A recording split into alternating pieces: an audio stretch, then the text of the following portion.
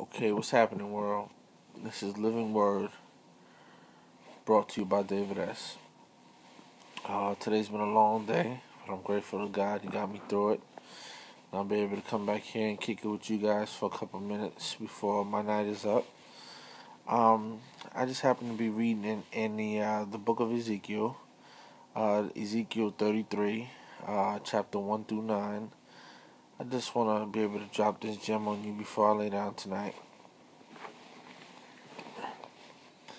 The word of the Lord came to me, saying, Son of man, speak to your people, and say to them, If I bring the sword upon the land, and the people of the land take a man from among them, and make him their watchman, if he sees the sword coming upon the land, and blows the trumpet, and warns the people, then if anyone who hears the sound of the trumpet does not take warning, and the sword comes and takes them away, his blood shall be upon his own head.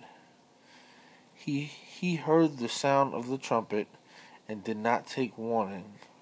His blood shall be upon himself. But if he had taken warning, he would have saved his life.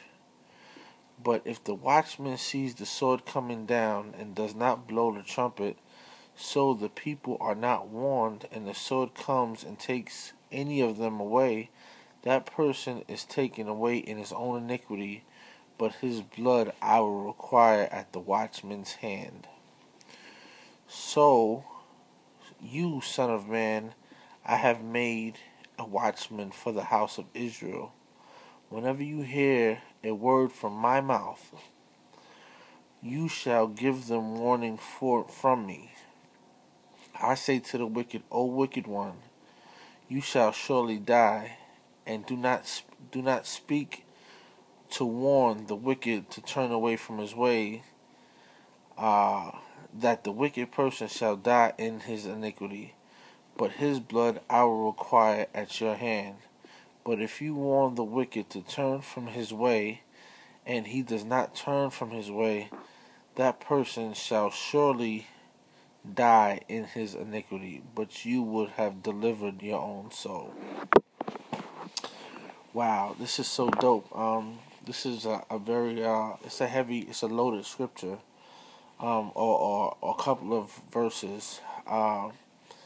Ezekiel is really, God is talking to Ezekiel and giving him a message to actually pass on, and it's reflective of us today, in a sense of basically, God has placed us here as watchmen, as workers in the field. We're laborers, but we have a lot of work to do. The truth of the matter is that God placed us here as watchmen, and when God gives us a word, and He wants us to give it to people who aren't living for Him, we must be sure to warn them, listen, that flood is coming. That flood is coming. Prepare. God is actually, He's talking to Ezekiel, but at the same time, He's still talking to us. This doesn't just apply to Ezekiel. We have a responsibility as Christians to, number one, be able to discern the times that we're living in, because if we don't know exactly what time it is, we can't give a valid warning to the people about timing, or the timing of Christ, or where we are in the world. And Jesus He told us, listen, I'm coming back. I'm not going to tell you the day that I'm coming, but I'm going to give you the time frame that I'm coming. You're going to be able to see these signs, you're going to be able to see those signs, and you're going to know I'm there. I'm not far away. I'm in due season. But if we don't know our word, and we're not listening to what God is saying, we really don't have any 2 feet to be able to be watchmen. We don't have binoculars. You don't have anything that it takes to actually be a watchman, a relevant watchman. And what he's basically saying is, listen, if these people die because you don't give them adequate warning, or we don't, or I don't provide adequate warning, their blood is going to be on my hands. I have a hard enough time trying to live my life the way he wants me to live it anyway. So you mean if I keep my mouth shut, I'm not going to be doing my job? So guess what I'm going to be doing? I'm going to keep talking.